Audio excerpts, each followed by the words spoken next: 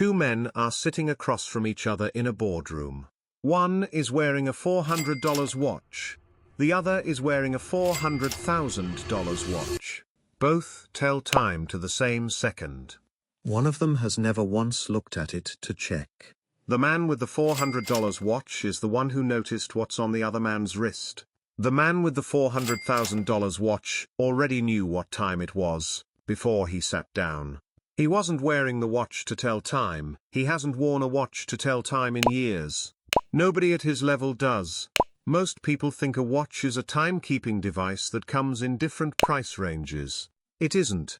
At a certain level, a watch stops being an instrument and starts being a language. And that language has 7 levels, each one speaking to a different room that you either belong in, or you don't. Before I start, I already know someone is going to say buy a Casio G-Shock and invest the difference. That's a valid financial argument, and a completely different conversation. We're here for the 7 levels of what watches actually are, not what they're supposed to be. Let's get into it.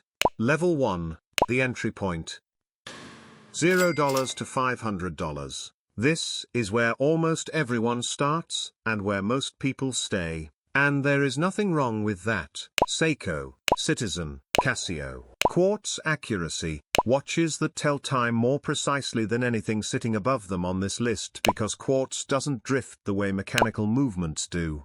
A $200 Seiko 5 is a better timekeeping instrument than a $20,000 Swiss automatic. Full stop. The watch industry does not want you to believe this. The entire premium tier is built on the premise that accuracy is not the point. And at level 1, accuracy is still the point. The buyer here is buying a watch. Every buyer above this level is buying something else and calling it a watch. Level 2.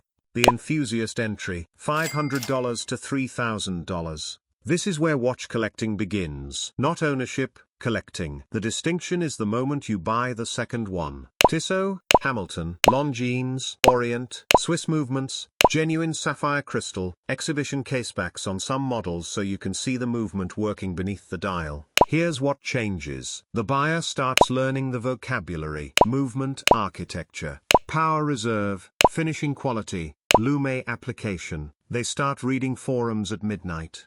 They start noticing what other people are wearing. They start having opinions about bracelet taper and dial texture that they cannot explain to anyone outside the hobby without watching eyes glaze over. The watch stops being something they own and starts becoming part of how they think about themselves. Interesting, for certain people, is the most dangerous thing a hobby can become. Level 3. The serious collector entry, $3,000 to $15,000. This is where Swiss watchmaking begins to fully justify the price, and where names carry independent weight. Tudor, mid-tier Omega, entry Rolex, the Oyster Perpetual, the base date just, IWC Pilot Series, in-house movements on some, COSC chronometer certification on others. Cases finished to a standard where the difference between a brushed surface and a polished one is a deliberate aesthetic decision, not a production limitation. The Rolex Oyster Perpetual at around $6,000 is the clearest example. No date, no complication,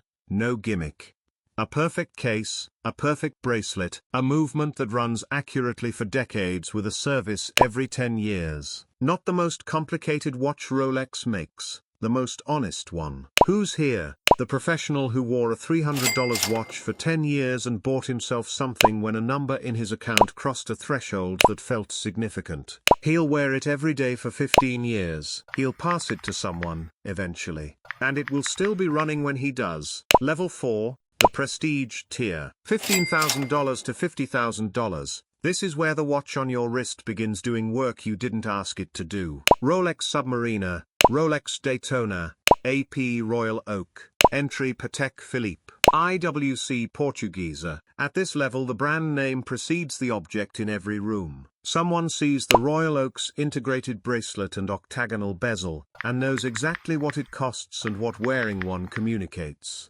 The AP Royal Oak was designed in 1972 by Gerald Genter in a single night on a cocktail napkin. A luxury sports watch in steel, a category that didn't exist. The industry said it would fail. Audemars Piguet priced it higher than gold watches of the time. It created a category the industry has spent 50 years trying to replicate. Here's what changes. The watch is no longer worn, it is noticed. People in the right rooms read it immediately. People outside those rooms just see something expensive. That bifurcation, visible to those who know, invisible to those who don't, is precisely the point.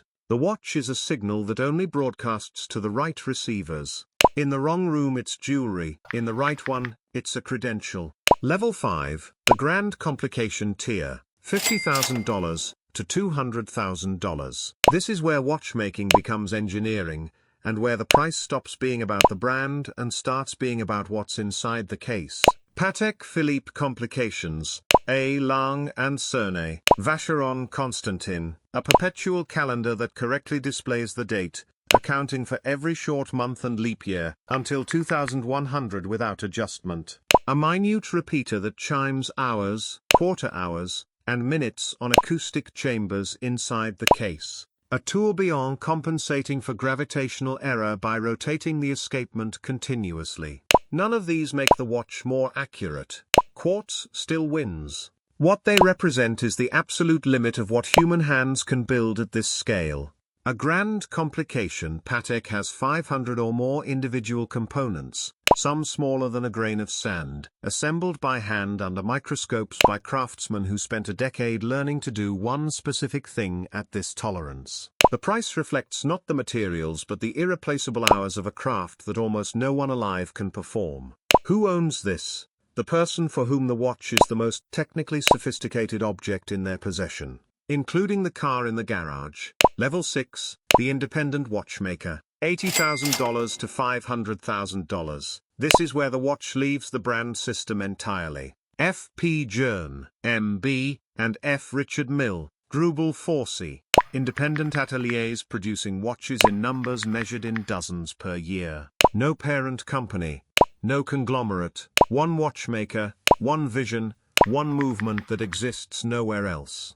Richard Mille applied Formula One and aerospace materials to watchmaking, because a watch worn by athletes and billionaires should survive what they put it through. The RM11-03 is worn during professional tennis matches. The movement survives 5,000 Gs of shock. It costs $200,000. It is also one of the most structurally advanced objects ever strapped to a human wrist. F. P. Journe builds the opposite, classical movement architecture, executed to a standard most brands cannot approach. Roughly 900 watches per year total. A new Journe appreciates almost immediately because the waiting list exists and the production never will. At this level you are not buying a brand. You are buying a specific human being's life work expressed in metal at 1/100th of a millimeter tolerances. Level 7, the final level, Patek Philippe and the auction market. This is where watches stop being objects and become assets that outperform most investment portfolios. Patek Philippe reference 1518, the first perpetual calendar trample in series production. 4 known examples in stainless steel. One sold at Philips Geneva in 2016 for $11 million. A watch made in the 1940s selling for more than most private jets. The Patek 2499, the Rolex Paul Newman Daytona. These are not watches someone decided to make expensive. They are watches the market decided were irreplaceable after the fact. The scarcity was never manufactured. It became apparent over time that the original production numbers were finite, and that the number of people who understood what they were holding was growing faster than the supply. Here's what level 7 actually sells. Not complications, not movement finishing, not brand heritage. It sells permanence and proof. The proof that you reached a position from which a $10 million watch is a reasonable expression of taste. An object that will outlast every other asset you own, appreciate through every market cycle, and sit in a vault generating no yield, requiring no management, and answering to no market. The most concentrated store of recognized value you can hold in one hand. The $400 watch tells time. The $400,000 watch tells a room something about the person wearing it before they speak. The $10 million watch tells the same room that the conversation already happened somewhere else, and this is simply what it looked like. Every other luxury tells you something about what you have. The right watch tells the right room something about who you are. And at the highest level, it does it in total silence. If this was useful, subscribe. I break down how things actually work, not how the brochure describes them. See you in the next one.